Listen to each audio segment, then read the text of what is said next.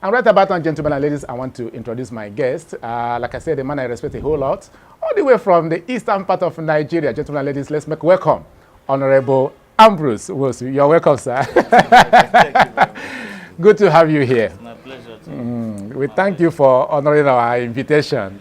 Of course. Without wasting time, who is Honorable Ambrose Nwosu? Yeah, like you said, without wasting time, Honorable Ambrose Nwosu is a politician. Okay. He's a businessman Okay. by excellence. He's a corporate player in the credit world. So we're into finance, we're into credit, we're into savings in one of our business interests. Good to know that, sir. Okay, before we begin to go into all that in detail, tell us about your childhood. What was it like growing up? It's a motivational one because Were you born with silver spoon? we didn't even find rubber spoon. Okay. We didn't find You didn't really find rubber spoon, no. find rubber I think we're within the neighborhood of what I passed through too. Yes. Okay. We even looked for aluminum spoon. So we just had to climb the Iroko tree without any aid. Okay, without ladder. Without any ladder. Oh yeah. So God in His infinite mercy, keeping faith with His covenant that those He will bless them. Yeah. Those He will curse them. We are lucky to have been blessed by our faith in God that saw us come from an impoverished background. Impoverished background, you said? Yes. Wow. A laughable one for that matter, where the father was not able to afford the primary school fees. Oh, And amazing. yet was still interested in having the children go to school. So it was only faith that could do that. Today we got trained as a chartered accountant. Wow, I think wow. that is motivational. It's motivational. What it meant was we were focused in what we wanted to be. We had rare opportunities, Okay. and anyone that came, we took it like the last one. Wow. And that way we were able to excel in our chosen career and profession. I think it's one that people should emulate. Like in recent time, you discover that people want to be spoon-fed. Yes. There are no free food anywhere. Even in Freetown. That's right. You just need to work towards your target in life. Pursue it vigorously, and I bet you will achieve it. Okay. Don't try to hurt people on your way, because those you hurt, you might also meet them.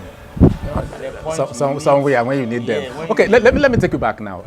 When you said you came from an impoverished background, I want to believe that it sounds like you're from that part of the country where those days they ate rice once or twice in a year.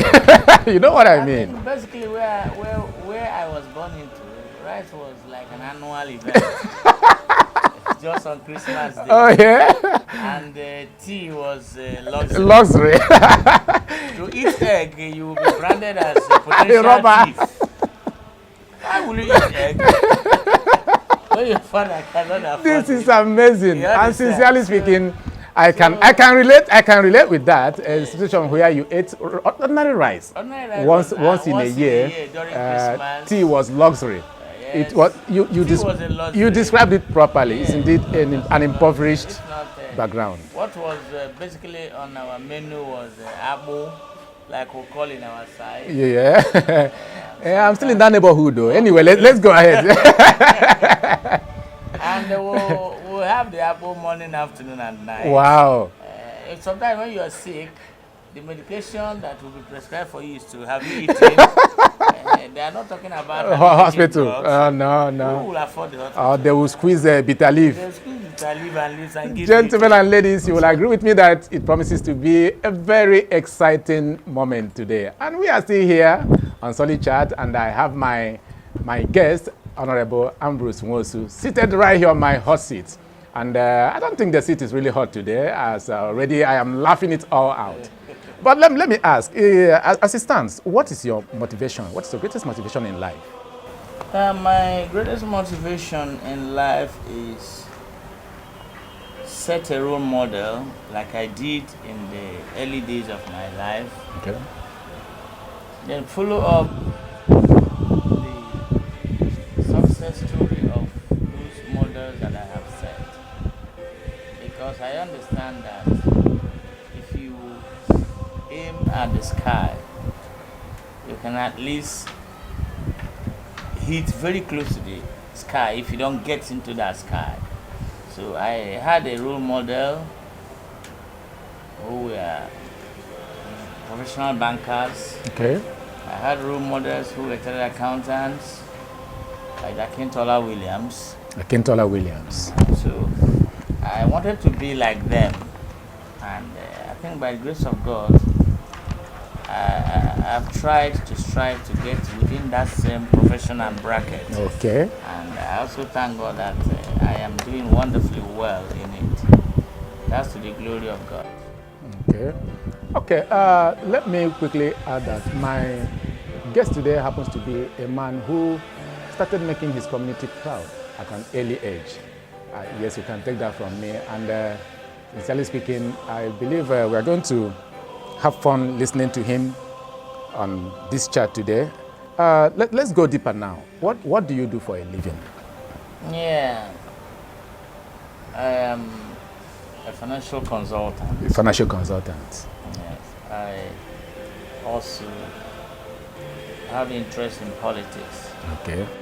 Are you into politics or you just have interest? You know, there's difference in having interest and being in politics. I am into politics. Good. We have made that clear. He is into politics. I am into politics. Okay.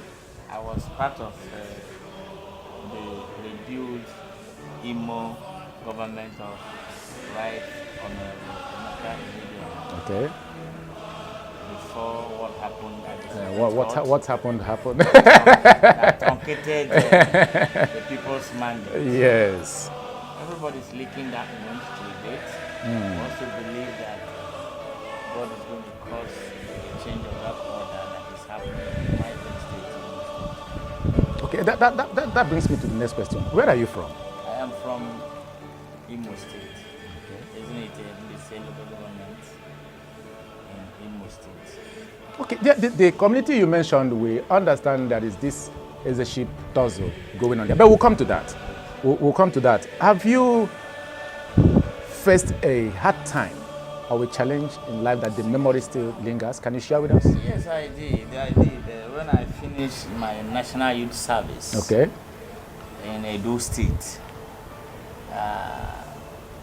it wasn't rosy, but I had to start picking animal bones. Wow. Which were being used to produce a livestock feed.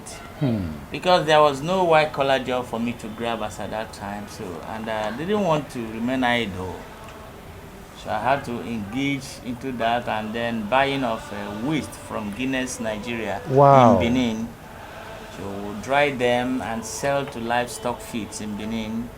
So in fact that was the early job I started doing. Picking up bones.